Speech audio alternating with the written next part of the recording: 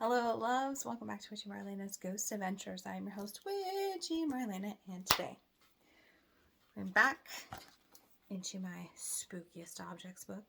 And today's object is called the Conjuring Chest.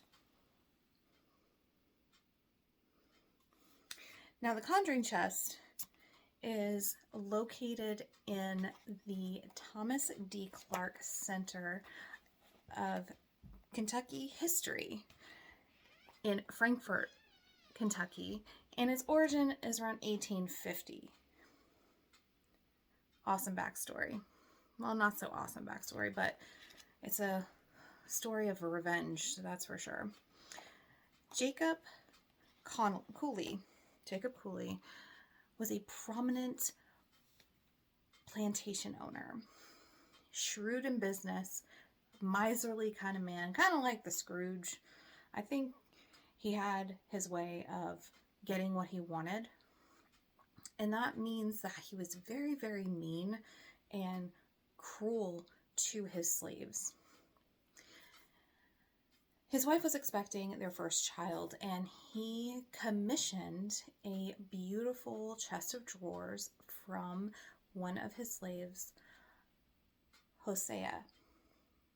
Hosea was a gifted carpenter, and this was a mahogany chest of drawers, so much intricate designing, and it was just a beautiful, beautiful chest. When Jacob looked at the chest, he became very, very angry, and I don't know if it was a misunderstanding on what he wanted or it was just him being mean, which is probably that was the case. He beat Hosea to pretty much death. He did die from his injuries from this beating. And the thing was, is after Hosea's passing, Jacob put that lovely chest of drawers into the baby's nursery. Now, slaves were outraged because they're like, well, if he didn't like the chest of drawers, why is he even still using it? And it probably could have been because he promised Hosea something and didn't want to give him any compensation for it or any type of privilege for it. And this is what he would do. So, the slaves found a conjurer. Now, a conjurer is a person that is very well versed in dark magic. And what they did was they smeared owl's blood into the drawers of the chest of drawers, and they pretty much cursed the Cooley family.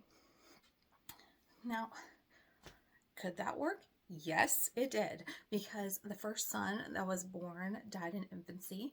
The second son to Jacob died by a servant stabbing him. The third child, her name was Melinda, and she grew up and got married, but her husband left her.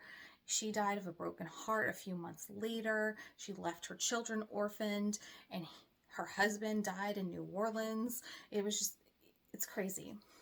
Now, Melinda's daughter, Arabella,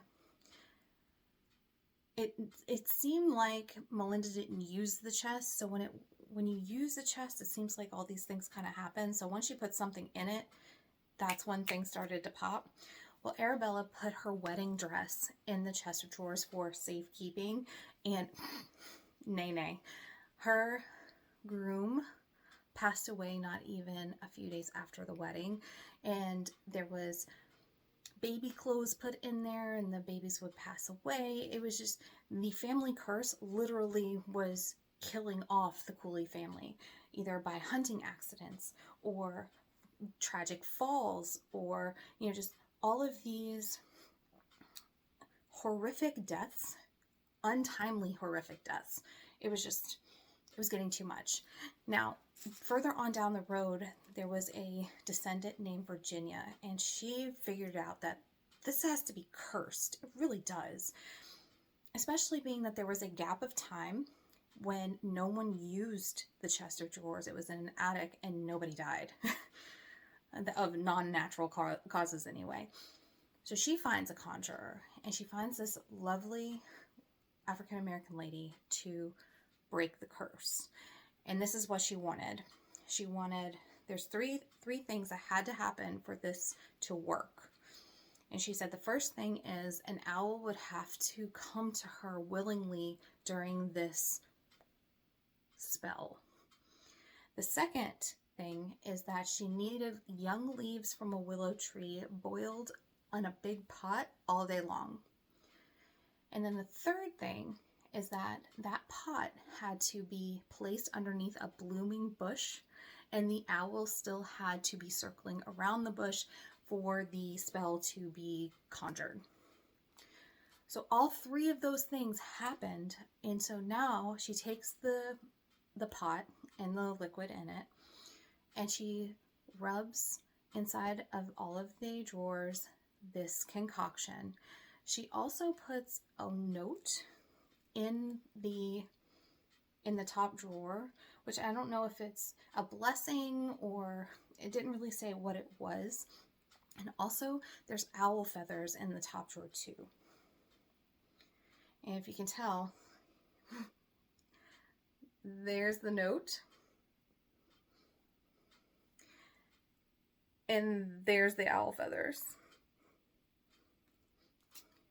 So in 1976, this chest of drawers was donated to the Kentucky History Museum in Frankfurt, and it seems like the curse has been broken because nobody in the Cooley family lineage has passed away untimely. But it could be because, one, nobody's using the chest of drawers anymore. So who knows? It might be dormant. I wouldn't hold it past it, but I guess with it being in a museum, maybe that kind of like houses it. It's almost like the Busby death chair. Like, it's in a museum and it's far away. Nobody's going to touch it, so it'll be fine. The curse will be fine. But honestly, I'm really hoping that that beautiful lady did a reverse spell on that to where that beautiful chest of drawers could be something more than just a beautiful eyepiece. But I don't know. Thank you so much for joining me on my ghost adventures. I hope you have a fantastic rest of your day, and I'll talk to you later. Bye.